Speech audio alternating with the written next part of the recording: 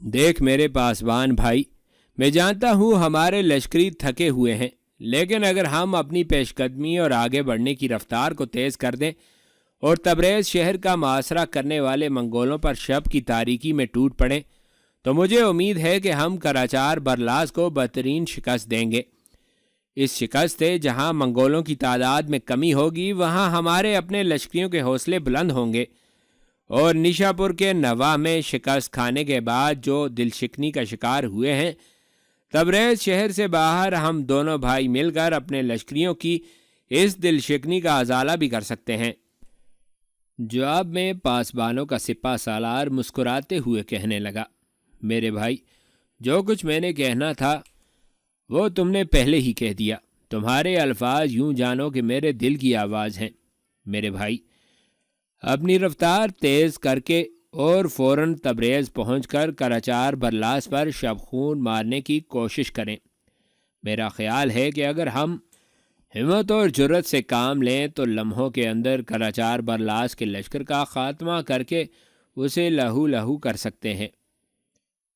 اس گفتگو کے بعد اور خان اور پاسبانوں کا سپہ سالار اپنے لشکروں سمیت بڑی برق رفتاری سے آنے والے جاسوس کی رہنمائی میں تبریز شہر کی طرف بڑھ رہے تھے۔ منگولوں کے امیر الامراء کراچار برلاس نے بڑی سختی کے ساتھ تبریز شہر کا محاصرہ کر رکھا تھا۔ گزشتہ کئی دنوں میں وہ انگنت بار کوشش کر چکا تھا کہ کسی نہ کسی طرح اپنے لشکریوں کو شہر کی فصیل پر چڑھانے میں کامیاب ہو جائے، لیکن تبریز شہر میں سلطان جلال الدین کا جو محافظ لشکر تھا، انہوں نے کراچار برلاس کی ایک نہ چلنے دی تھی۔ فصیل پر چڑھنا تو بہت دور کی بات، انہوں نے فصیل کے اوپر سے ایسی تیر اندازی منگولوں کے اوپر کی کہ منگولوں کو انہوں نے فصیل شہر کے نزدیک تک نہ آنے دیا۔ اب کراچار برلاس تبریز کی فصیل پر چڑھنے کے لیے نئے نئے انداز سوچنے لگا تھا۔ شاید وہ چنگیز خان کی طرح لکڑی کے برج تعمیر کر کے ان کے ذریعے فصیل پر قبضہ کرنے کی تیاریاں مکمل کر چکا تھا۔ منگولوں کے امیر الامراء کراچار برلاس کو یقین تھا کہ شہر کے اندر جو محصور لشکر ہے وہ شہر سے نکل کر کسی بھی وقت اس پر حملہ آور نہیں ہو سکتا، اس لیے کہ اسے خبر تھی کہ شہر کے اندر ایک مختصر سا لشکر ہے اور وہ شہر سے نکل کر کھلے میدانوں میں منگولوں سے ٹکرانے کی جرت کبھی نہیں کرے گا۔ لہٰذا ایک رات جب کہ منگول لشکر تبریز کے نواح میں چین کی نیند سویا ہوا تھا اور سوئے ہوئے لشکر کی حفاظت کے لیے چند دستے پہرے پر متعین تھے، اس وقت اور خان اور پاسبانوں کا سپہ سالار منگولوں کے لشکر کے قریب نمودار ہوئے۔ رات اس وقت اپنی انتہا کے قریب پہنچ چکی تھی اور تھوڑی دیر تک تبریز شہر کی مسجدوں میں فجر کی اذانیں ہونے والی تھیں کہ اور خان اور پاسبانوں کے سپہ سالار منگول لشکر سے چند فرلانگ دور علیحدہ علیحدہ ہو گئے۔ دونوں نے مل کر یہ فیصلہ کیا کہ اور خان منگولوں پر سامنے کی طرف سے حملہ آور ہوگا، جبکہ پہلو کی طرف سے پاسبانوں کا سپہ سالار منگولوں پر نازل ہونے کی کوشش کرے گا۔ یہ فیصلہ کرنے کے بعد دونوں منگولوں پر حملہ آور ہونے کے لیے آگے بڑھے تھے۔ عین اس وقت جبکہ تبریز شہر کی مسجدوں میں فجر کی اذانیں بلند ہونا شروع ہوئی تھیں، اور خان اپنے حصے کے لشکر کے ساتھ طوفانی انداز میں تکبیریں بلند کرتا ہوا سامنے کی طرف سے منگولوں پر مایوسی میں لپٹی کروٹیں لیتی رات کے سفر کی طرح حملہ آور ہو گیا۔ اور خان کے یوں رات کے وقت حملہ آور ہونے اور شب خون مارنے سے منگول افراتفری کا شکار ہو گئے تھے۔ وہ ہڑبڑا کر اٹھے اور ادھر ادھر بھاگتے ہوئے انہوں نے اپنے ہتھیار سنبھالے، سامنے کی طرف سے حملہ آور ہونے والے اور خان کی طرف بڑھے تاکہ اس کی راہ روکیں۔ عین اسی وقت منگولوں کے ایک پہلو کی طرف سے پاسبانوں کا سپہ سالار نمودار ہوا اور بڑے خونخوار انداز میں منگولوں پر حملہ آور ہو گیا۔ یہ حملہ نہ صرف شب خون کی طرح اچانک اور ہولناک تھا، بلکہ یہ منگولوں کی توقع کے عین خلاف تھا، اس لیے کہ منگولوں کو یقین تھا کہ اور خان اور پاسبانوں کا سپہ سالار ان کے خان چغتائی سے ٹکرانے کے لیے نشاپور کی طرف جا چکے ہیں، جبکہ انہیں یہ بھی خبر تھی کہ بچے کچے لشکر کے ساتھ قلعہ شیر کبوت میں سلطان جلال الدین نے قیام کر رکھا تھا۔ لہٰذا وہ مطمئن تھے کہ اہل تبریز کی مدد کے لیے اور خان پاسبانوں کے سپہ سالار اور سلطان جلال الدین کی طرف سے کوئی بھی نہیں آئے گا اور انہیں بآسانی شہر کو فتح کرنے کا موقع مل جائے گا۔ لیکن اس اچانک شبخون نے منگولوں کو ہلا کے رکھ دیا تھا۔ جب اور خان ان پر حملہ آور ہوا تھا تو وہ گرتے پڑتے اپنے ہتھیار سنبھالتے ہوئے کسی نہ کسی طرح اس کے سامنے جمنے کی کوشش کرنے لگے تھے، لیکن عین اس وقت جب پہلو پر پاسبانوں کا سپہ سالار بھی ضرب لگانے کو نمودار ہوا تو منگولوں پر دوسری مصیبت طاری ہو گئی اور وہ جیت چھوڑ بیٹھے تھے۔ رات کی تاریکی میں اور خان نے سامنے کی طرف سے اور پاسبانوں کے سپہ سالار نے منگولوں کے لشکر کے پہلو کی طرف سے ایک طوفان کھڑا کر دیا تھا، اور اپنے تیز اور جان لیوا حملوں سے انہوں نے ایک طرح سے منگولوں کا قتل عام شروع کر دیا تھا۔ منگولوں کے امیر الامراء کراچار برلاس نے اپنے ماتحت کام کرنے والے سالاروں کے ساتھ مل کر اس دو طرفہ حملے کو روکنے کی اور پھر جاریت پر اترنے کی پوری کوشش کی تھی، لیکن اس کی کسی کوشش کو اور خان اور پاسبانوں کے سپہ سالار نے کامیاب نہ ہونے دیا تھا۔ ایک تو اور خان اور پاسبانوں کا سپہ سالار پہلے ہی منگولوں کے خلاف غضبناک تھے، اس لیے کہ انہیں نشاپور سے باہر چغتائی کے ہاتھوں شکست کا سامنا کرنا پڑا تھا۔ دوسرا، تبریز شہر میں خود ان دونوں کی بیویوں کے علاوہ سلطان جلال الدین کے حرم نے بھی قیام کر رکھا تھا، لہٰذا انہوں نے اس خونخواری اور ایسی دلجمعی کے ساتھ آہستہ آہستہ چھڑتی تاریکی میں حملہ کیا کہ منگولوں کو مکمل طور پر انہوں نے ہلا کے رکھ دیا تھا۔ تبریز شہر کی فصیل کے باہر پہرا دینے والے سلطان جلال الدین کے لشکری پریشان تھے کہ منگولوں کے اندر کیسی ہلچل مچ گئی ہے، اس لیے کہ رات کی تاریکی میں تلواریں اور ڈھالیں ٹکرانے کی آوازیں نہ صرف یہ کہ شہر کی فصیل کے برجوں ہی میں نہیں بلکہ تبریز شہر کے گھروں میں بھی سنی جا سکتی تھیں۔ تبریز شہر کے مکین اور شہر کی فصیل پر پہرا دینے والے محافظ پریشان تھے اور طرح طرح کی کیاسارائیاں کی جا رہی تھیں۔ کچھ لوگوں کا کہنا تھا کہ منگولوں پر رات کی تاریکی میں سلطان نے شبخون مار دیا ہے، اور کچھ لوگوں کا خیال تھا کہ منگول امیر الامراء کراچار برلاس کو تبریز شہر کی فتح کے لیے مزید کمک مل رہی ہے، اور نیا لشکر چونکہ شہر سے باہر آ کر خیمہ زن ہو رہا ہے، اسی لیے ایسی آوازیں گونج رہی ہیں۔ تاہم کسی کو یہ خبر نہ تھی کہ شہر سے باہر کراچار برلاس کے لشکر پر اور خان اور پاسبانوں کے سپہ سالار نے شبخون مارا ہے۔ اس لیے ہر کوئی جانتا تھا کہ وہ دونوں چغتائی کا مقابلہ کرنے کے لیے نیشاپور شہر جا چکے ہیں۔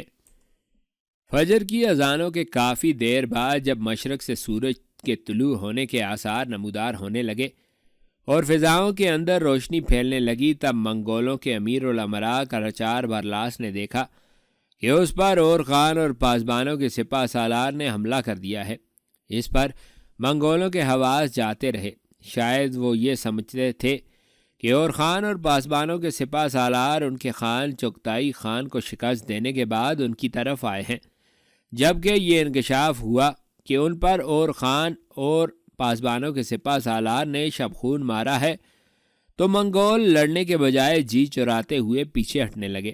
اس موقع سے اور خان اور پاسبانوں کے سپہ سالار نے خوب فائدہ اٹھایا اور اپنے حملوں میں تیزی پیدا کر دی، جس کے نتیجے میں کراچار برلاس شکست تسلیم کرتے ہوئے تبریز شہر کے نواح میں بھاگ کھڑا ہوا، اور خان اور پاسبانوں کے سپہ سالار نے دور تک بھاگتے ہوئے منگولوں کا تعاقب کیا۔ تاہم کراچار برلاس بچے کچے لشکر کو لے کر نیشاپور شہر کی طرف بھاگ گیا، جبکہ اور خان اور پاسبانوں کا سپہ سالار دونوں اپنے لشکروں کے ساتھ اس جگہ آئے جہاں تبریز شہر کے نواح میں جنگ ہوئی تھی۔ پھر وہ منگولوں کے پڑاؤ کی ہر چیز سمیٹنے لگے تھے۔ اپنے آگے آگے بھاگتے ہوئے منگول امیر الامراء کراچار برلاس کا تعاقب ترک کرنے کے بعد اور خان اور پاسبانوں کا سپہ سالار اپنے لشکروں کے ساتھ جب تبریز شہر کے نواح میں منگولوں کے پڑاؤ کی ہر چیز سمیٹ رہے تھے، اور اس وقت سورج طلوع ہو چکا تھا اور اہل تبریز یہ جان چکے تھے کہ اور خان اور پاسبانوں کے سپہ سالار نے تبریز شہر سے باہر منگولوں کے امیر الامراء قراچار بھرلاس کو بدترین شکست دی ہے۔ یہ خبر آن کی آن میں تبریز شہر اور اس کے گردنواح میں پھیل گئی تھی۔ پھر تبریز شہر کے لوگ جوک در جوک شہر سے نکل کر قراچار بھرلاس کے خلاف ان دونوں کی فتح پر انہیں مبارکباد دینے کے لیے جمع ہونے لگے۔ اس طرح اور خان اور پاسبانوں کے سپہ سالار کے لشکر کے ارد گرد تبریز شہر کے لوگوں کا ٹھاٹھے مارتا ہوا سمندر جمع ہو گیا تھا۔ اس وقت تک اور خان اور پاسبانوں کے سپہ سالار دونوں نے اپنے لشکروں کو خیمے نصب کرنے کا حکم دے دیا تھا، اور آن کی آن میں تبریز شہر کے نواح میں خیموں کا ایک شہر آباد ہو گیا تھا۔ اور خان اور پاسبانوں کا سپہ سالار دونوں اکٹھے منگولوں کے پڑاؤ سے حاصل ہونے والے سامان کے متعلق گفتگو کر رہے تھے۔ ایک طرف سے تیان اور الجائی خاتون آتی دکھائی دیں۔ الجائی خاتون نے 3 بچوں کے ہاتھ تھام رکھے تھے، جبکہ تیان نے اپنی گود میں کسی کو اٹھا رکھا تھا۔ جب وہ دونوں اس جگہ آئیں جہاں اور خان اور پاسبانوں کا سپہ سالار کھڑے تھے، تو پاسبانوں کا سپہ سالار فوراً آگے بڑھ کر ان تینوں بچوں کو پیار کرنے لگا تھا جن کے ہاتھ الجائی نے تھام رکھے تھے۔ اس موقع پر الجائی خاتون اور خان کو مخاطب کر کے کہنے لگی، اور خان، میرے بھائی، میں آپ کو 2 بار مبارکباد دیتی ہوں۔ اس پر اور خان مسکراتے ہوئے کہنے لگا، 2 بار کس لیے؟ اس موقع پر تیان چونکہ الجائی خاتون کے پیچھے چھپ کر کھڑی ہو گئی تھی، لہٰذا اور خان کچھ نہ سمجھ سکا۔ تاہم الجائی خاتون بولی اور کہنے لگی، پہلی مبارکباد میرے بھائی تبریز شہر سے باہر منگولوں کو شکست دینے کی، اور دوسری مبارکباد اس بات کی ہے کہ خداوند قدوس نے میرے بھائی تمہیں اور تیان کو ایک انتہائی خوبصورت بیٹا عطا کیا ہے۔ یہ خبر سن کر اور خان کے چہرے پر خوشیاں ہی خوشیاں بکھر گئی تھیں۔ پھر آگے بڑھ کر وہ الجائی خاتون کے پیچھے کھڑی تیان کے پاس آیا۔ اس نے دیکھا تیان نے اپنی گود میں ایک خوبصورت بچے کو اٹھا رکھا تھا۔ آگے بڑھ کر اور خان نے اس بچے کی پیشانی اور گالوں پر لگاتار کئی بوسے دیے۔ پھر وہ بڑے پیارے انداز اور میٹھی نگاہوں میں تیان کی طرف دیکھ رہا تھا۔ پھر اور خان بڑی رازداری میں تیان سے کہنے لگا، تیان، میں تمہیں بیٹے کی مبارکباد دیتا ہوں۔ اس پر تیان بھی رازداری سے بولی اور کہنے لگی، میں بھی آپ کو بیٹے کی پیدائش پر مبارکباد دیتی ہوں۔ اس موقع پر الجائی خاتون پھر بولی، اور خان، میرے بھائی، اس وقت آپ یہ 3 بچے اپنے بھائی پاسبان کے سالار کے پاس دیکھ رہے ہیں۔ یہ تینوں میرے بیٹے ہیں۔ اس پر اور خان فوراً آگے بڑھ کر تینوں بچوں کے پاس زمین پر بیٹھ گیا اور انہیں گلے لگا کر پیار کرنے لگا تھا۔ اس موقع پر پاسبانوں کا سپہ سالار بولا اور خان کی طرف دیکھتے ہوئے کہنے لگا، اور خان، میرے بھائی، آؤ خیمے میں چل کر سب بیٹھتے ہیں اور آج سب مل کر اکٹھے کھانا کھائیں گے۔ پاسبانوں کے سپہ سالار کی اس تجویز کے جواب میں اور خان کچھ کہنے ہی لگا تھا کہ ایک گھڑ سوار اپنا گھوڑا سرپٹ دوڑاتا ہوا اور خان اور پاسبانوں کے سپہ سالار کے قریب آ کر اپنے گھوڑے سے اترا، اور خان اسے پہچان گیا تھا۔ وہ سلطان جلال الدین کا ایک مخبر تھا۔ اور خان اور پاسبانوں کے سپہ سالار کے نزدیک آ کر وہ بولا، سلطان جلال الدین کے سالاروں اور میری قوم کے محسنوں، میں تم دونوں کے لیے سلطان جلال الدین کا ایک پیغام لے کر آیا ہوں۔ سلطان جلال الدین کو تم دونوں کی چغتائی کے ہاتھوں شکست کی خبر پہنچ چکی ہے، لیکن سلطان کو ابھی تک یہ اطلاع نہیں ملی کہ آپ دونوں صاحبوں نے تبریز شہر سے باہر منگولوں کے لشکر کو بدترین شکست دی ہے۔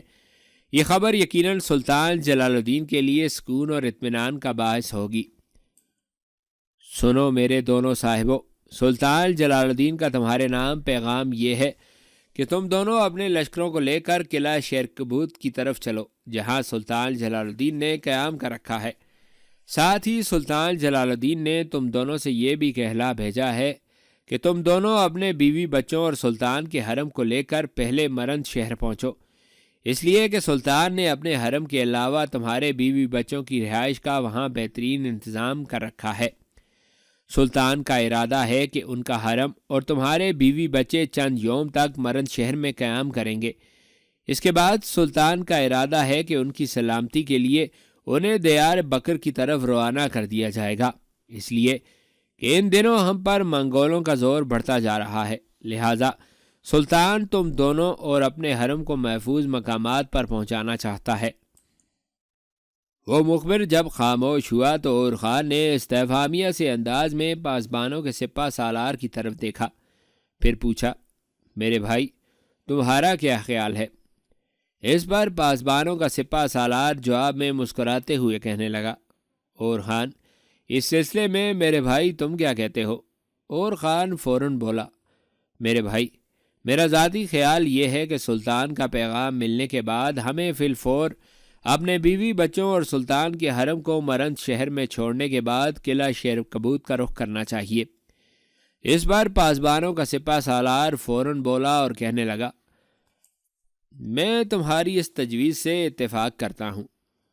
یہ فیصلہ ہونے کے بعد اور خان اور پاسبانوں کے سپہ سالار نے تبریز شہر سے سلطان جلال الدین کے حرم اور ان کے محافظوں کو طلب کیا، اور اس کے بعد دونوں اپنے لشکروں کے ساتھ حرکت میں آئے اور تبریز شہر سے کوچ کر گئے۔ پہلے وہ سلطان جلال الدین کی طرف سے آنے والے مخبر کی رہبری میں مرند شہر کی طرف گئے۔ سلطان نے وہاں جو اپنے حرم اور خان اور پاسبانوں کے سپہ سالار کے بیوی بچوں کے لیے رہنے کا انتظام کیا تھا، اور خان اور پاسبانوں کے سپہ سالار نے دیکھا وہ بہترین اور عمدہ انتظام تھا۔ سلطان کے حرم اور اپنے بیوی بچوں کو اور خان اور پاسبانوں کے سپہ سالار نے مرند شہر میں چھوڑا، پھر وہ مرند شہر سے اپنے لشکروں کے ساتھ قلعہ شیر کبوت کی طرف کوچ کر گئے تھے۔ اور خان اور پاسبانوں کے سپہ سالار کو شکست دینے کے بعد چغتائی نے دو خاصے بڑے لشکر سلطان جلال الدین سے نمٹنے کے لیے قلعہ شیر کبوت کی طرف روانہ کیے تھے۔ ایک لشکر ایک منگول سردار توشہ خان کی کمانداری میں تھا، اور دوسرا لشکر ایک دوسرے منگول سردار ارتقائی خان کی سپہ سالاری میں کام کر رہا تھا۔ جن دنوں اور خان اور پاسبانوں کا سپہ سالار تبریز کے نواح میں منگولوں پر حملہ آور ہونے کے لیے پیش قدمی کر رہے تھے، اسی وقت منگول سردار توشہ خان اور ارتقائی خان اپنے لشکروں کو لے کر خفیہ راستوں کے ذریعے سلطان جلال الدین کو گرفتار کرنے یا اس کا خاتمہ کرنے کے لیے قلعہ شیر کبوت کا رخ کیے ہوئے تھے۔ سلطان جلال الدین کے پاس قلعہ شیر کبوت میں چھوٹا سا ایک لشکر تھا، تاہم اس نے گرد و نواح سے لشکر میں نئے جوان بھرتی کر کے ان کی تربیت کا کام شروع کر رکھا تھا، یہاں تک کہ سلطان کو خبر ہوئی کہ ایک منگول سردار توشہ خان ان پر حملہ آور ہونے کے لیے قلعہ شیر کبوت کے نزدیک پہنچ چکا ہے۔ دوسرا منگول سردار توشہ خان اس کے پیچھے پیچھے قلعہ شیر کبوت کا رخ کر رہا تھا، اور پھر رات کی تاریکی میں وہ قلعہ شیر کبوت کے نواح میں ایک جگہ گھات لگا کر بیٹھ گیا تھا۔ سلطان کے مخبروں کو ارتقائی خان کے گھات میں بیٹھنے کی کوئی خبر نہ ہوئی تھی، لہٰذا خود سلطان بھی ارتقائی خان کی اس گھات سے بے خبر ہی رہا۔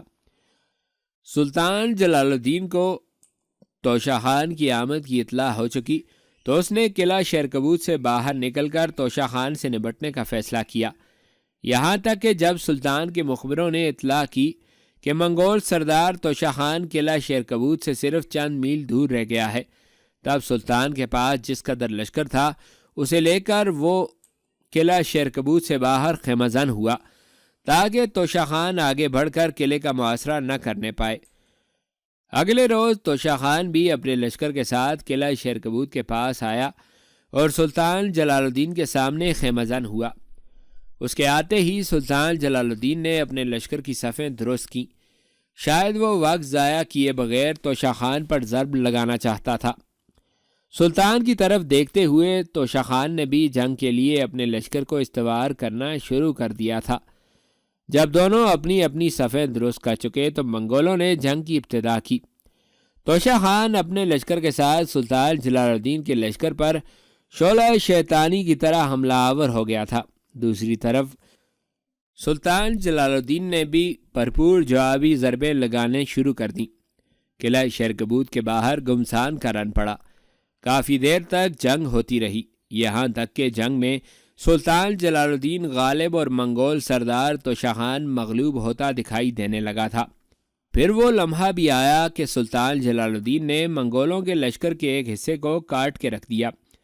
قریب تھا کہ منگول سردار توشہ خان کو بدترین شکست ہوتی، کہ قریب ہی گھات میں بیٹھا ہوا دوسرا منگول سردار تقائی خان اپنے لشکر کے ساتھ نکلا اور سلطان جلال الدین کے لشکر کی پشت کی طرف سے حملہ آور ہو گیا۔ اس دو طرفہ حملے سے سلطان جلال الدین کے لیے دشواریاں اٹھ کھڑی ہوئی تھیں۔ وہ بیچارہ کبھی آگے کبھی پیچھے اپنے گھوڑے کو بھگاتا ہوا نہ صرف پوری طرح جنگ میں حصہ لے رہا تھا بلکہ زور زور سے پکارتے ہوئے اپنے لشکریوں کا حوصلہ بھی بلند کرتا جا رہا تھا۔ اس بھاگ دوڑ میں سلطان جلال الدین کی حالت ایسی ہو گئی جیسے بزم دنیا اور نگارخانہ ہستی میں کوئی بے بس انسان اپنی تعمیر پسند طبع کے لیے مشرق و مغرب اور شمال و جنوب کی طرف سرگردہ ہونے پر مجبور کر دیا گیا ہو۔ آخر کار اپنے لشکر کو کسی قدر درست کرنے کے بعد سلطان جلال الدین نے خود توشہ خان کا مقابلہ کرنا شروع کیا۔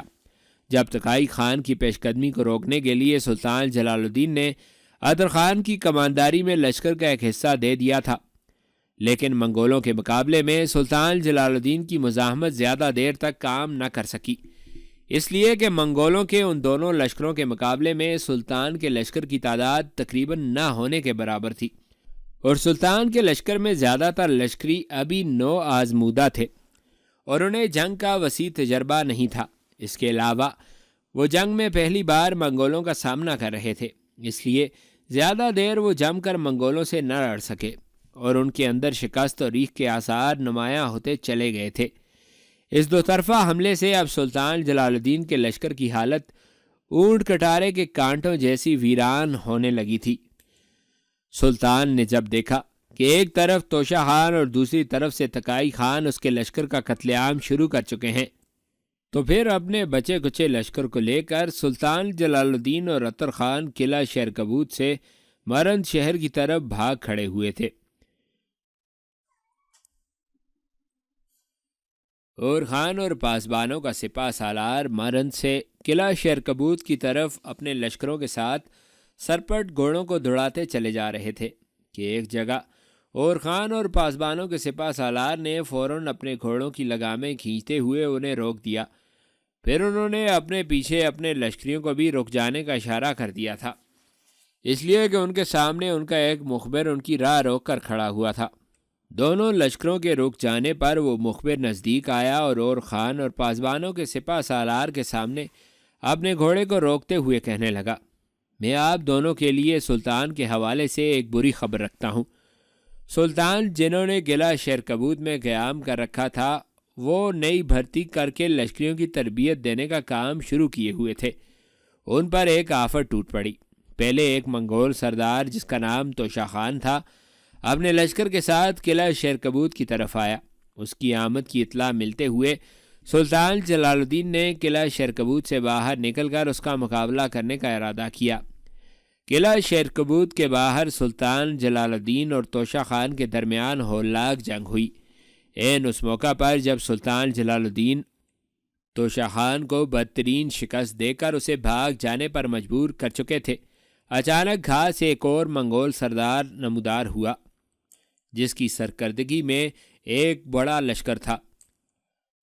اس کا نام تقائی خان تھا۔ وہ سلطان جلال الدین کی پشت کی طرف سے حملہ آور ہو گیا۔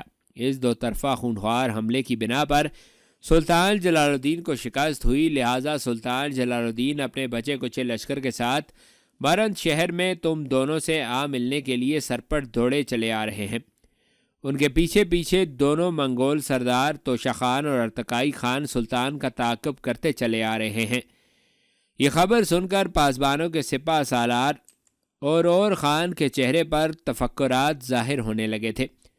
تھوڑی دیر کی خاموشی کے بعد اور خان نے اس مخبر کو مخاطب کرتے ہوئے کہا، کیا تم بتا سکتے ہو کہ سلطان جلال الدین منگولوں کے آگے آگے بھاگتے ہوئے یہاں سے کتنے فاصلے پر ہوں گے؟ اس پر مخبر فوراً بولا اور کہنے لگا، میرے خیال میں وہ یہاں سے زیادہ 5 میل کے فاصلے پر ہوں گے۔ اس پر اور خان فوراً بولا اور پاسبانوں کے سپہ سالار کو مخاطب کر کے کہنے لگا، دیکھ میرے بھائی، اب جب کہ سلطان جلال الدین منگولوں کے آگے آگے بھاگتے ہوئے ہماری طرف آ رہے ہیں تو میں سمجھتا ہوں کہ جہاں ہم کھڑے ہیں یہیں منگولوں سے نپٹنے کا کام شروع کر دینا چاہیے۔ دیکھ میرے بھائی، قلعہ شیر کبوت کی طرف جانے والی اس شاہراہ کے بائیں جانب میں گھات میں بیٹھ جاتا ہوں، جبکہ دائیں طرف تم اپنے لشکر کے ساتھ گھات میں بیٹھ جاؤ، اور جب سلطان جلال الدین یہاں سے گزرنے لگیں اور ان کے پیچھے پیچھے تعاقب کرتے ہوئے منگول یہاں پہنچے تو پہلے تم میرے بھائی اپنی گھات سے نکل کر منگولوں پر حملہ آور ہونا۔ تمہیں حملہ آور ہوتے دیکھ کر سلطان سنبھلیں گے اور وہ پلٹ کر حملہ آور ہو جائیں گے۔ اس کے بعد میں بھی گھات سے نکل کر منگولوں پر ٹوٹ پڑوں گا۔ اس طرح اس سے طرفہ حملے سے ہم منگولوں کا قتل عام کر کے ان کا خاتمہ کرنے میں کامیاب ہو جائیں گے۔ اس پر پاسبانوں کا سپہ سالار بولا اور کہنے لگا، میرے بھائی تمہاری تجویز بہت عمدہ ہے اور اسی پر ہم عمل کریں گے۔ اس کے بعد پاسبانوں کا سپہ سالار اس آنے والے مخبر کو مخاطب کر کے پوچھنے لگا، تم بتا سکتے ہو کہ منگول سردار توشہ خان اور تقائی خان کی سرکردگی میں جو لشکر سلطان جلال الدین کا تعاقب کر رہا ہے اس کی تعداد کتنی ہوگی؟ اس پر وہ مخبر بولا اور کہنے لگا، میرے ناقص اندازے کے مطابق توشہ خان اور تقائی خان کے لشکریوں کی تعداد 50,000 سے کسی صورت کم نہ ہوگی۔ اس کے بعد اور خان اور پاسبانوں کے سپہ سالار نے کچھ بھی نہ کہا، پھر وہ پہلے سے طے شدہ تجویز کے مطابق اپنے لشکریوں کو لے کر شاہراہ کے دائیں بائیں جانب گھات میں بیٹھ گئے۔ مرند شہر کی طرف جانے والی شاہراہ پر منگول سردار توشہ خان اور تقائی خان فنا اور جہنم کی کڑی رات کی طرح سلطان جلال الدین کا تعاقب کر رہے تھے۔ جب وہ اس جگہ پہنچے جہاں اور خان اور پاسبانوں کا سپہ سالار گھات میں بیٹھے تھے تو اچانک پاسبانوں کا سپہ سالار نمودار ہوا اور تکبیریں بلند کرتا ہوا منگولوں کے لشکر پر حملہ آور ہو گیا تھا۔ سلطان جلال الدین نے جب دیکھا کہ ان کا تعاقب کرنے والے منگولوں پر گھات سے نکل کر پاسبانوں کا سپہ سالار حملہ آور ہوا ہے تو وہ بھی منگولوں کے آگے آگے بھاگتے ہوئے رک گیا۔ وہ اس چوپان کی طرح اپنے لشکر کے ساتھ مڑا جس کے ریوڑ میں بھوکے بھیڑیے گھسائے ہوں، پھر وہ بڑے خونخوار انداز میں واپس مڑ کر منگولوں پر حملہ آور ہو گیا۔ یہ صورتحال دیکھتے ہوئے منگول سردار توشہ خان اور تقائی خان نے فوراً اپنے لشکروں کو علیحدہ علیحدہ کیا۔ توشہ خان پاسبانوں کے سپہ سالار پر حملہ آور ہونے لگا تھا، جبکہ تقائی خان سلطان جلال الدین کے لشکر پر ٹوٹ پڑا تھا۔ منگول سردار توشہ خان اور تقائی خان کو پوری امید تھی کہ وہ سلطان جلال الدین اور پاسبانوں کے سپہ سالار کو شکست دینے میں کامیاب ہو جائیں گے، لیکن عین اس وقت جب کہ منگول سلطان جلال الدین اور پاسبانوں کے سپہ سالار کے سامنے زندگی اور موت کا کھیل شروع کر چکے تھے، شاہراہ کے بائیں جانب سے اور خان نمودار ہوا۔ پھر وہ پرجوش انداز میں تکبیریں بلند کرتا ہوا منگول لشکر پر ٹوٹ پڑا تھا۔ اب سامنے کی طرف سے سلطان جلال الدین، دائیں جانب سے پاسبانوں کا سپہ سالار اور بائیں جانب سے اور خان اپنے لشکروں کے ساتھ طوفانوں اور کیرمانیوں کی طرح منگولوں پر نزول کرنے لگے تھے۔ میدان جنگ میں شور بڑھنے لگا تھا۔ قلعہ شیر کبوت سے مرند کی طرف جانے والی اس شاہراہ پر کافی دیر تک گمسان کا رن پڑا۔ آخرکار سلطان جلال الدین اور خان اور پاسبانوں کے سپہ سالار کے سے طرفہ حملوں نے منگول سردار توشہ خان اور ارتقائی خان کے لشکریوں کو ہلا کے رکھ دیا تھا۔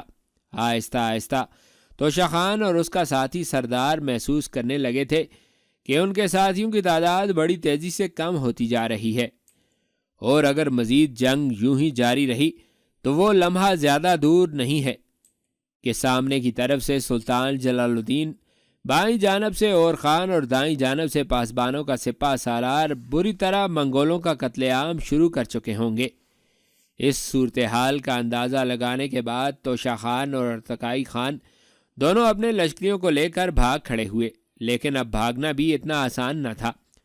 سلطان جلال الدین اور خان اور پاسبانوں کا سپہ سالار دونوں کے پیچھے لگ گئے تھے۔ دور تک انہوں نے منگولوں کا تعاقب کرتے ہوئے ان کا خوب قتل عام کیا، یہاں تک کہ اس جنگ میں توشہ خان اور ارتقائی خان کے علاوہ جس قدر منگول تھے ان سب کو سلطان جلال الدین اور خان اور پاسبانوں کے سپہ سالار نے اپنے لشکریوں کے ساتھ موت کے گھاٹ اتار دیا تھا۔